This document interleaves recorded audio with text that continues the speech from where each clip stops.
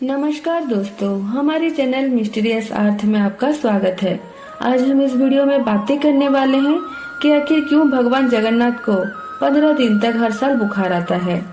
दोस्तों, हम सभी को तो ये पता है कि बुखार इंसान से लेकर जानवर तक हर किसी को होता है, लेकिन ये जानकर आश्चर्य हो रहा है कि क्या भगवान को भी बुखार होता है। जी हाँ, ये सच है कि बुखार सिर्फ हम इंसान या पृथ्वी में जन्म लेने वाले पशु पक्षी को ही नहीं, भगवान को भी होती है। भगवान जगन्नाथ पूरी दुनिया के स्वामी हैं, सारा संसार के पालनहार हैं, जो हर किसी को रोगों से मुक्ति दिलाते हैं। वो हर साल ज्येष्ठ मास की स्नान पूर्णिमा के दिन बीमार पड़ जाते हैं। भगवान भी इंसान की तरह बीमार पड़ते हैं और उनका भी इलाज होता है। उनको दवाई के रूप में काढ़ा और विभिन्न प्रकार के फल के रस भोग में चढ़ाया जाता है।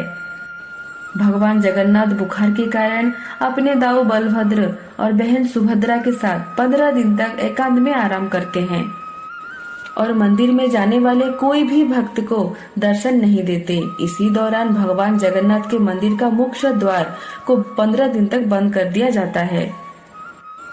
15 दिन बाद जब भगवान जगन्नाथ ठीक हो जाते हैं तो वो अपने भक्तों से मिलने के लिए स्वयं मंदिर से बाहर आते हैं। भगवान जगन्नाथ अपने दाऊ और बहन के साथ रथ पर सवार होकर बाहर निकलते हैं, जिसे विश्व प्रसिद्ध रथ यात्रा के नाम से जाना जाता है। दोस्तों, आइए जानते हैं कि भगवान जगन्नाथ को आखिर क्यों हर साल 15 दिन तक बुखार आता है। ओडिशा के जगन्नाथपुरी धाम में भगवान श्री जगन्नाथ के एक भक्त माधव दास रहते थे। माधव दास एक ऐसा मनुष्य थे जिनके जीवन में भगवान के भक्ति के अलावा कुछ भी नहीं था। वो अपने घर में अकेले रहते थे, सांसारिक मोह माया से कहीं दूर। उनका बस एक ही परिवार था, वो थे भगवान जगन्नाथ। माधव दास दिन भर भगवान के भक्ति में लगे रहते थे। दुनिया के किसी से कोई लेना देना नहीं था। वो रोज भगवान के दर्शन किया करते थे और भगवान जगन्नाथ भी अपने लीला से माधव दास के साथ खेलते रहते थे। ऐसे ही माधव दास की जीवन कट रही थी। अचानक एक दिन माधव दास की तबीयत खराब हो गई और वो बहुत ही ज्यादा कमजोर हो गए कि उठने बैठने भी नहीं सकते थे। लेकिन फिर भी वो अपना काम खुद करते थे, किसी से भी कोई प्रकार की मदद नहीं लेते थे। कोई भी उनका मदद के लिए आता तो माधव जी कहते कि भगवान जगन्नाथ स्वयं उनकी रक्षा करेंगे।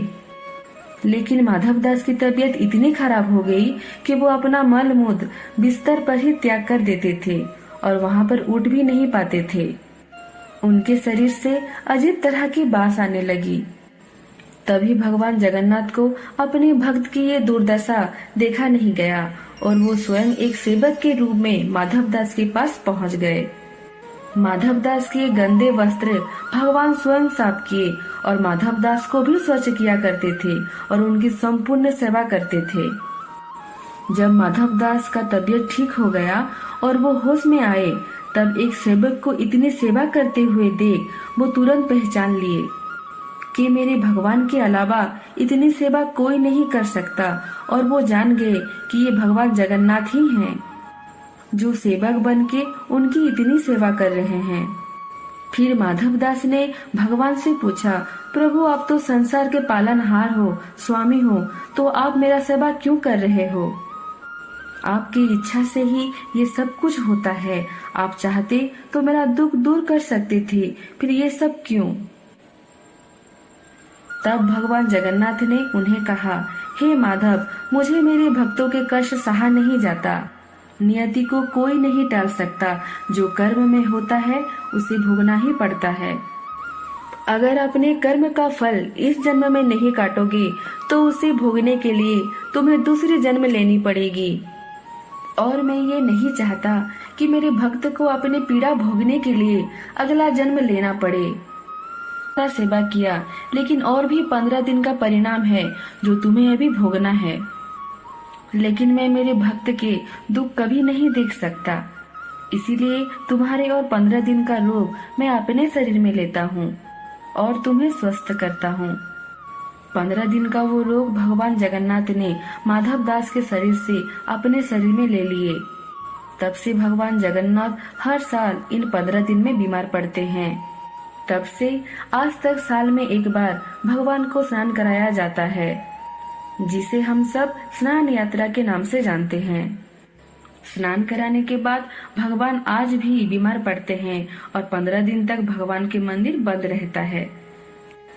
दोस्तों, तो इसी कारण से भगवान जगन्नाथ हर साल 15 दिन तक बीमार पड़ते हैं। अगर आपको ये वीडियो अच्छा लगा तो प्लीज वीडियो को लाइक और शेयर करिए और ऐसे ही पौराणिक कथा जानने के लिए हमारे चैनल को सब्सक्राइब करिए। राधे राधे।